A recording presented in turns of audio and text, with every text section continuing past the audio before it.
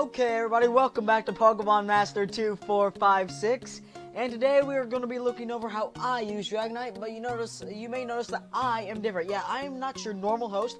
I am not your normal Darren. Darren usually does your videos, and I do write some of his videos, and I will be writing a lot more, and I will be in some of those videos.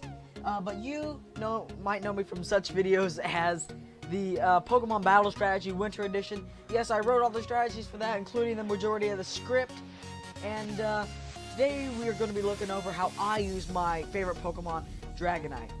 Now, I do have a little bit of competitive experience. I mean, I don't go to VGC annually or anything, but I play, so I guess that gives me some experience. And everybody's a professional nowadays, so yeah.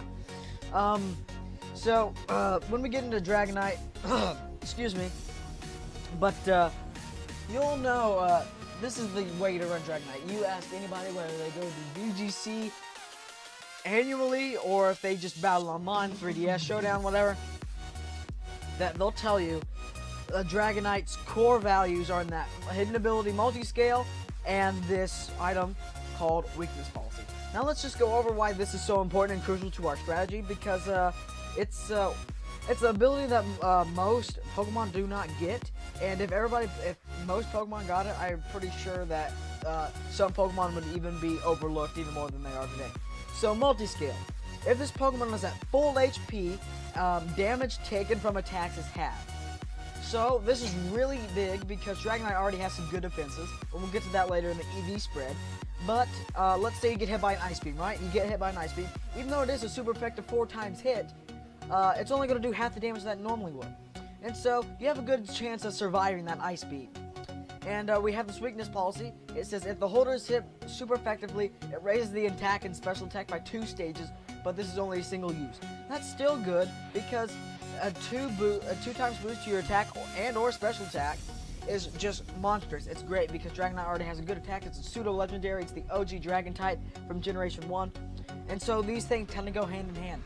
When you look at the, anyways, the gist of it is going to be, you're not going to die from this multi-scale. You're not going to get hit by an Ice Beam and die. You're just going to lose about 3/4 of your damage, and then you get that boost from your weakness policy. Now let's just see some moves to just kind of work with the set. What I like to use, you could use agility for your setup because you don't really need any attack boost because that weakness policy, you already get 2 times. I mean, what more could you want? But I always use Dragon Beam because people may not stay in for the super effective hits, and they might not switch out to their Dragon or Fairy type, and they might just stay in and hit me with a neutral hit. And so I always do Dragon Dance usually on the first turn, unless I know I'm going to get hit by a super effective hit, because even if I don't get that boost from the weakness policy, I get a 1 times boost to my special attack, my attack and my speed. And next is just a good move, reliable move, Dragon Claw, 80 base power, 100% accuracy. It's a good stab move. You're not going to get anything better. Now the last 2 moves are usually coverage slot and utility. For what I use, I'm finding myself now more than ever filling one of these slots with Roost, because while that weakness policy may go away, this multi-scale ability is not a single use. You can use this over and over again. So let's say they switch out, or you KO a Pokemon, or something happens and you get an extra free turn. You know you're going to get a free turn. Roost up, so that way, even if you do get hit by another super effective hit, you're probably going to live it. And the next slot could be anything. If you want to handle your Fairy types, go Iron Head. If you want to handle just like a Azumarill, I don't know what meta we are playing in, but go Thunder Punch. I'm finding myself now using Fire Punch, but I'm going to start switching that up, and I'm just going to start going for Iron Head. But Fire Punch is a good, just reliable move. You can also go with Extreme Speed, because, that's good, 80 base power, and that priority, that's really good. For now, we'll just stick Fire Punch on there. And now to the stats. Anybody that runs a strategy will just say, oh yeah, just max out the attack, max out the speed, right? No. I am a very safe player, and so I just like to play things safe. And so for this multi-scale ability, I'll just max out that HP, just so I can just have some more survivability. And the next thing I want to do with this EV spread is I max out a defensive stat. Now, you could just max out the special defense.